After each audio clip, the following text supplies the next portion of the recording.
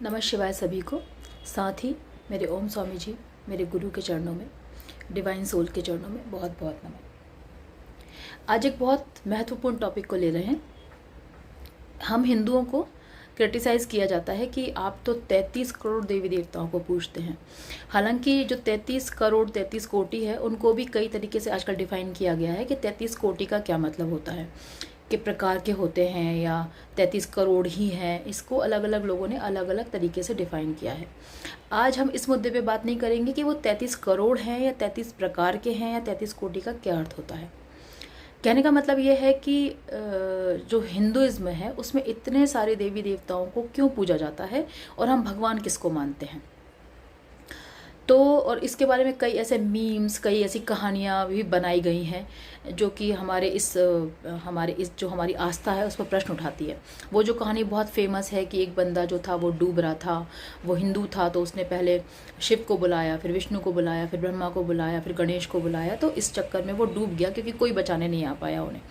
इसके बजाय एक दूसरे संप्रदाय, दूसरे धर्म का व्यक्ति था, उसके पास केवल पुकारने के लिए एक ही एनर्जी थी, उसने उनको बुलाया और उसको बचा लिया गया। इस तरीके की कथाएं और भी कई तरीके की कथाएं प्रचलित हैं। आज मैं आपको इसका एक बहुत साइंटिफिक रीज़न बताती हूँ, साइंटिफिकली ये क्यों है। जब हम साइंटिफिकली बात करते हैं या सिंबॉलिक बात करते हैं तब भी एक प्रश्न उठता है कि आप हमें सिंबॉलिक मत बताओ, जो है वो बताओ।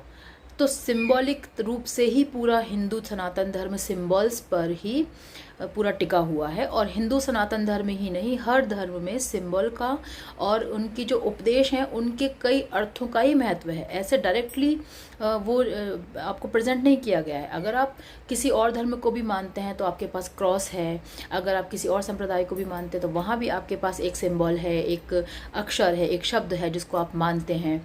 तो हर संप्रदाय में सिंबल और शब्दों का महत्व है और उनके अर्थ हैं।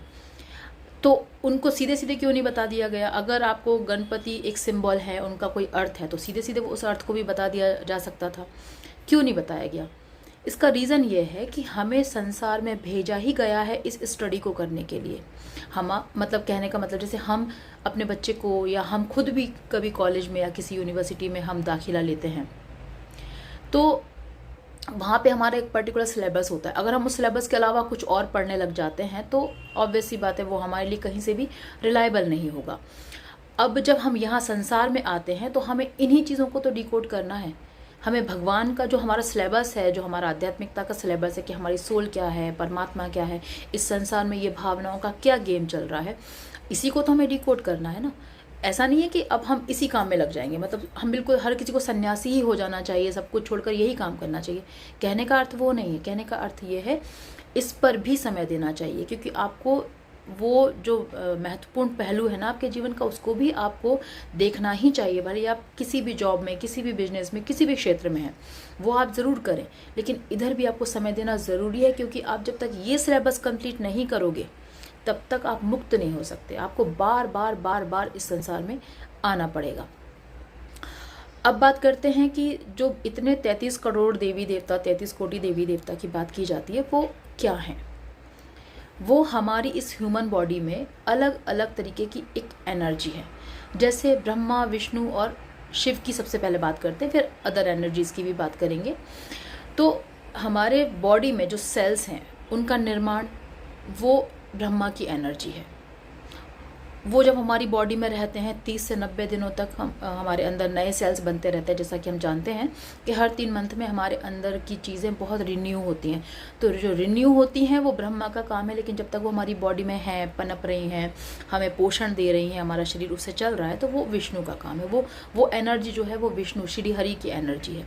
फिर जब वो सेल मरते हैं, डिस्ट्रॉय होता है बॉडी के अंदर, वो शिव की एनर्जी है।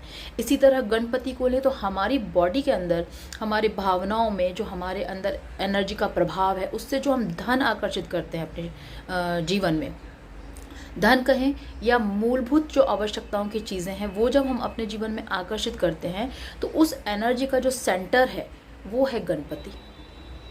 इसी तरीके से जो हमारी सांसें हैं, जो हम निरंतर सांस ले रहे हैं, वो हैं हनुमान जी का फॉर्म, पवन पुत्र कहते हैं जिनको हम। हमारी जो सोल है वो आत्मा राम भगवान का है।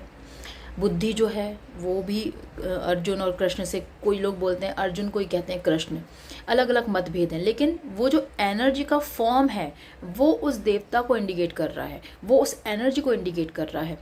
तो हमारे बॉडी में तो हम 33 करोड़ देवी देवताओं की बात करते हैं, पर हमारी बॉडी में तो 50-60 से 60 तक के ट्रिलियन सेल्स हैं।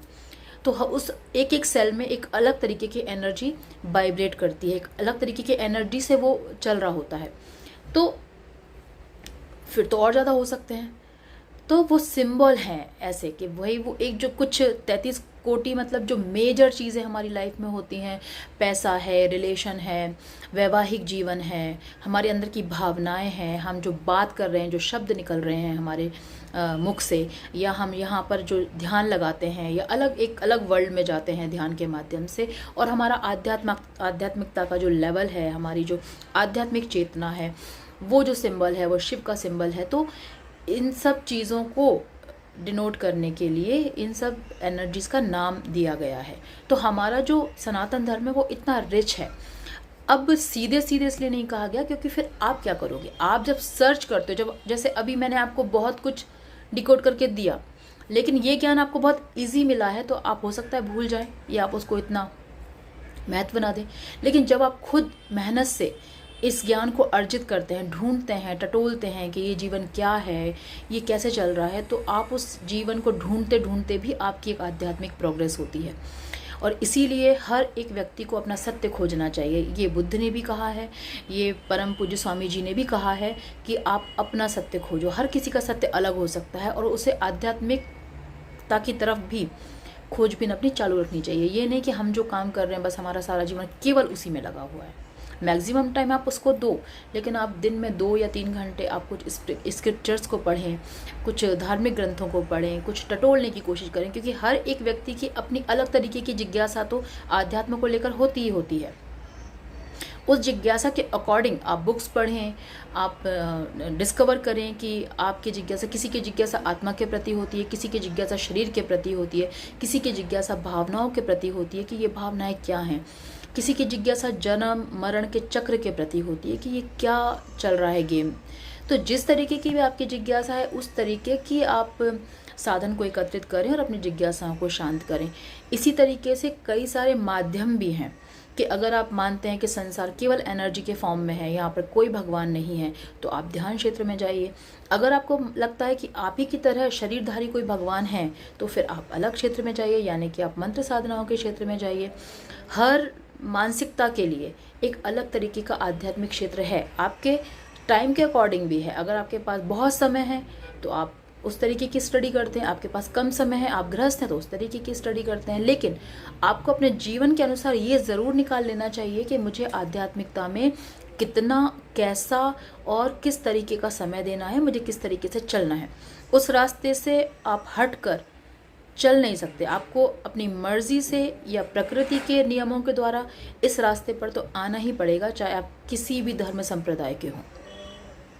तो मेरा ये क्वेश्चन उन लोगों के लिए था जो हमेशा इस बात को लेकर सनातन धर्म को बोलते रहते हैं कि इतने सारे देवी देवता हैं आपके पास, तो इतनी सारी एनर्जीज़ हैं आपके पास, तो आप एक जगह नहीं टिक सकते। नहीं, हम हैं ही नहीं। अगर आपके पास एक देवी देवता भी हैं तो भी आप तो, आपकी जो शरीर चल रहा है, आपका जो जीवन चल रहा है, वो तो सारी एनर्जी से कनेक्ट होकर ही चल रहा है। तो आप माने या ना माने, प्रकृति के सारे नियम हम सब पर समान रूप से लागू होते हैं। इसमें हमारी मान्यताओं का प्रकृति के ऊपर, संसार के नियमों के ऊपर कोई फ़र्क नहीं पड़ता।